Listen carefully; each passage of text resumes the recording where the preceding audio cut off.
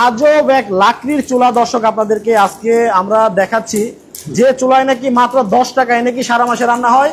আর এখানে তাজা ঘাস দেওয়া হয়েছিল, দেখেন কি পরিমাণে আগুন ধাউ ধাউ করে জ্বলতেছে। ভাই আবার একটু তাজা ঘাস দিয়ে দেখাই, তখন তো আগুনের তাপটা একটু কম ছিল, এখন আমি আবার তাজা ঘাস দিয়ে দেখাচ্ছি। এই যে এই দেখেন ইনস্ট্যান্ট এটাকে জ্বালায় ফেলবে। আজব ব্যাপার। আচ্ছা ও রে, দেখেন কি অবস্থা, এত সুন্দর ধাউ ধাউ করে জ্বলতেছে। জি, এটা রহস্যটা কি?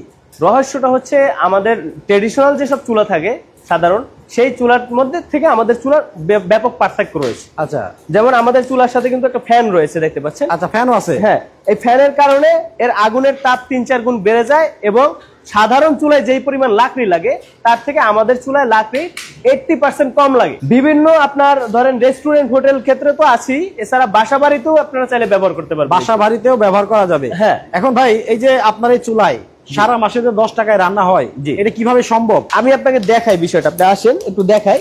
এখানে দেখেন, অনেকে আসলে ভুল ধারণা থাকতে পারে, অনেকে আসে দেখেন এখানে একটা ফ্যান রয়েছে। ফ্যান রয়েছে, হ্যাঁ, ঠিক আছে। এগুলো কিন্তু প্রত্যেকটা চাইলে আপনি এভাবে খুলে ফেলতে পারবেন। আচ্ছা, প্রত্যেকটা স্লাইড সিস্টেম, মানে ছোট ফ্যান, একদম ছোট ফ্যান। এই ফ্যানে কিন্তু সারা মাস যদি এই ফ্যানটা আপনি চালায় রাখেন 10 টাকার উপরে বিদ্যুৎ যাবেন। আচ্ছা আচ্ছা আচ্ছা। শুধু তাই না, এই ফ্যানটা আপনার এতটাই কমফোর্টেবল যে আপনি চাইলে খুলে ফেলতে পারবেন এবং যে কোনো 12 ভোল্টের ব্যাটারি দিয়ে এটা ইউজ করতে পারবেন। কিন্তু ভাই আপনার এই চুলা চালাইতে যদি কারেন্ট লাগে, হ্যাঁ, কারেন্ট যদি চলে যায় তাহলে আপনার এই চুলা চলবে কেমনে? ধরেন এই যে কারেন্ট আমি খুলে ফেললাম, কারেন্ট চলে গেছে, তো আমরা কিন্তু এই চুলার সাথে একটা ব্যাটারি এভাবে দিয়ে দিই। আচ্ছা, লিথিয়াম আয়ন ব্যাটারি।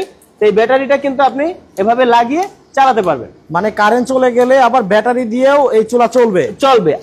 আবার চাইলে আপনি এই ব্যাটারিটা চার্জ করে করে চালাতে পারবেন। ধরেন কারেন্ট চলে গেছে, আপনি ব্যাটারিতে চালালেন, ব্যাটারি চার্জ শেষ হয়ে গেলে আবার এই একই চার্জার দিয়ে ব্যাটারিটি চার্জ করে নিতে পারবেন। ও, পুনরায় আবার ব্যাটারি চার্জও করা যাবে।